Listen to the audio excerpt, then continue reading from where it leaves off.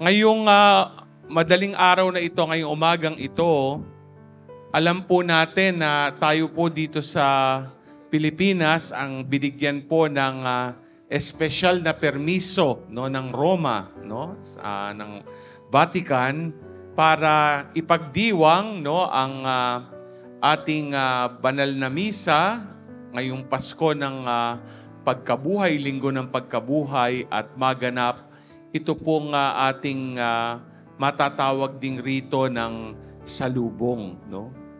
At magandang isipin na sa ating unang pagbasa sa Gawa ng mga Apostol, sinabi mismo ni Pedro na nung si Jesus ay muling nabuhay, hindi siya nagpakita sa lahat. Nagpakita siya sa ilang pinili niya. Pinili niyang mga saksi. At kung pagninilayan po natin, kung merong unang-unang saksi na pinili niya, maaaring hindi ito nasasaad sa banal na kasulatan. Ito ay walang iba kundi ang kanyang mahal na ina. Kanina po, mapapansin ninyo, bago po naganap yung talagang masasayang awit at pagsasabog ng kung ano-anong confetti po natin ay tinanggal muna ang maitim na belo na nasa ulunan ng ating mahal na ina. Dahil alam natin itong itim na belo ay simbolo ng hapis ni Maria. Nung pong Biyernes Santo ng gabi, naganap ang prosesyon ng Soledad. At alam nyo ba, sa ibang bansa, lalo na sa Espanya, may rito sila ng prosesyon ng Soledad na talagang napakamadrama. Halos iuntog yung imahin ng mahal na ina sa pader dahil hindi maubos maisip ng kanyang ina na masasaksihan niyang namatay ang kanyang anak.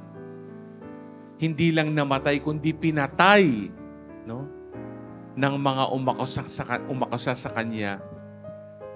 At alam naman natin na yung kanyang pagdurusa, yung pagpapakasakit na at pagkamatay ay para matupad ang misyong iniata sa kanya ng Ama. Kaya yung dalamhati, yung panaghoy ni Maria sa pagtanggal ng belo ay hudyat na si Jesus, ang kanyang anak, ay muling nabuhay. Mga minamahal na kapatid kay Kristo, kung iisipin natin ang pinagdaanan ni Maria, mauunawaan natin dahil may kasabihan nga po sa ating kultura at siguro din sa ibang kultura, sa ibang bansa, na dapat ang maglilibing sa magulang ay ang anak. Pero ang nangyari ay ang naglibing sa kanyang anak na si Jesus ay walang iba kundi si Maria. At kapag nararanasan nga ito sa pamilya, matinding dagok para sa isang magulang, lalo na sa isang ina. Ano po ba ang mensahe ng ating rito ng salubong? Magandang makita po dito ang maituturing nating magandang pagkilos. Una po, yung paghahanap.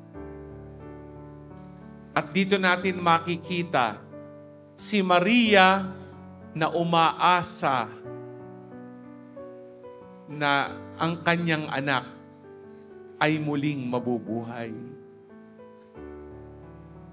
Dalawa ang pinanggalingang lugar, di po ba, ng ating mga imahen.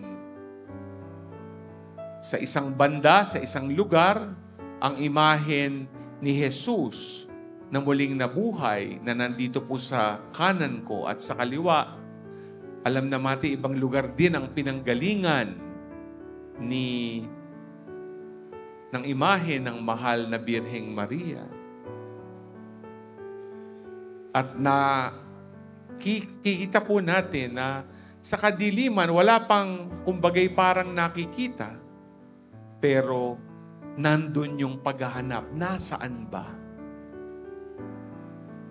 Sa gitna ng kadiliman, nasaan ba ang aking anak na namatay? Yung ikalawang pagkilos ay yung enkwentro o pagkikita. Kaya mapapansin niyo po, di ba? Naglakbay yung dalawang imahen sa kanya-kanyang lugar at naganap ang pagtatagpo.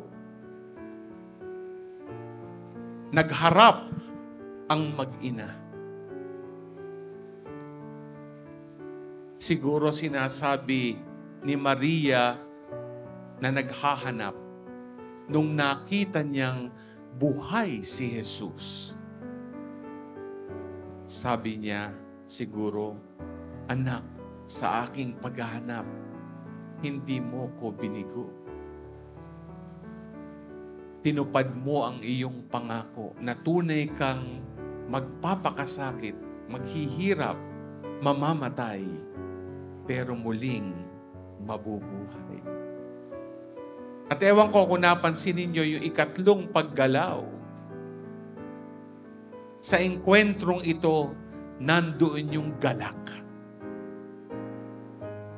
Napansin nyo ba yung karo ng mahal na ina, kumembot? Di ba? Kumembot siya, gumalaw. Parang sinasabi nga, no? Pasayaw-sayaw. At nakita pa natin dahil sa sayaw ng pagbati kanina, klarong-klaro na nandoon yung kagalakan na si Jesus ay muling nabuhay at ito ay naranasan ng puso ni Maria. Hindi po ba ito rin yung ating karanasan sa ating buhay Kristiyano? Ngayong taon ng pag-asa, sinasabi nga ngayong yubileo ng pag-asa, una naghahanap tayo ng pag-asa sa gitna ng kadiliman. Naghahanap tayo ng tanglaw sa dilim. Marami po tayong problema, may mga pinagdadaanan. Naghahanap tayo ng kahit konting liwanag. Ewan ko kung nabalitaan nyo sa social media, kahapon po, Good Friday procession, di ba? Doon po sa Bacolod, sa isang barangay, nagpo-prosesyon. Pero may isang, sabi daw ay lasing na nagmamaneho at nasagasaan ng ilang mga tao at may mga namatay. Siguro yung mga mahal sa buhay ng mga biktima, nasa hapis pa ngayon, nasa dalamhati, nakabelong itim. Pero nandun yung paghahanap ng kasagutan sa mga pangyayari. Namamanata lang, nagpo-prosesyon. Bakit ganito? Pero alam natin, darating din ang panahon, sa gitna ng lumbay ng luksa, magkakaroon ng engkwentro.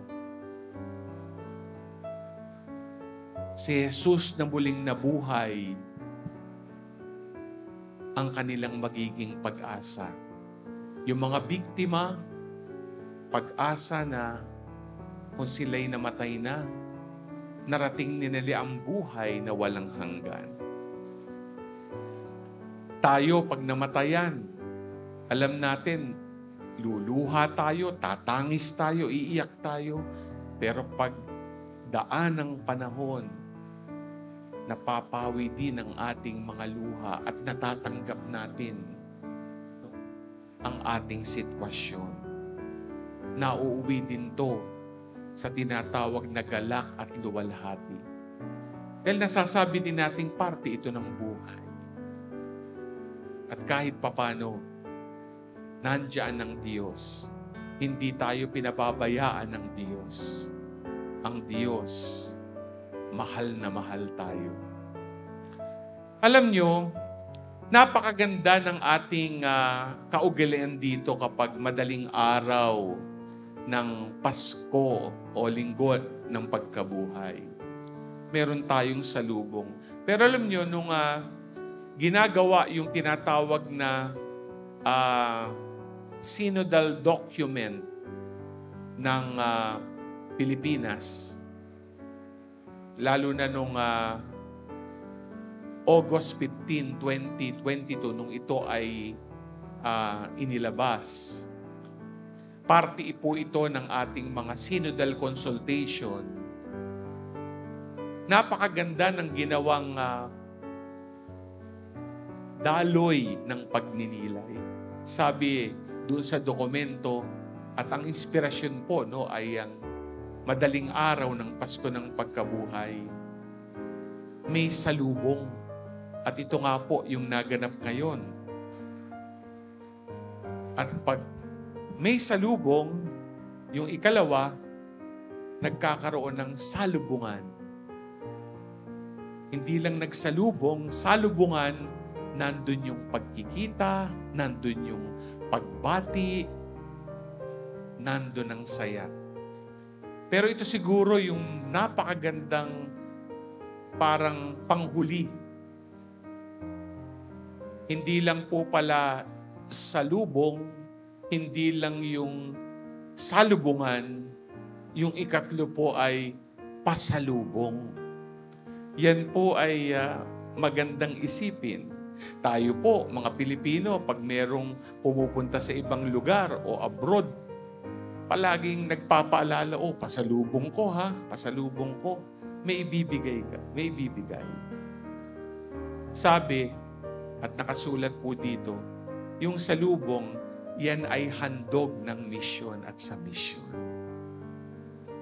Natapos na ang 40 araw ng Kuresma, ang ating pagdiriwang ng Paschal Triduum. Natapos po ito kagabi. Nagsimula po nung gabi ng Huwebes Santo. Ngayon, Pasko na po ng pagkabuhay. At nagbigay na ng pasalubong, no? Si Jesus. Siya'y muling nabuhay. Pati na rin si Maria, hindi ba? Noon pa man, ano ang kanyang pasalubong? Noong nagkatawang tao, ang Mesiyas sa kanyang sinapupunan. Ako'y alipin ng Panginoon, maganap nawa sa akin ang iyong salita. Ito mga minamahal na kapatid, ang ating dapat pasalubong. Ang misyon. Katulad ni Maria, ipalaganap natin ang mabuting balita na si Jesus ay muling nabuhay at kapiling natin.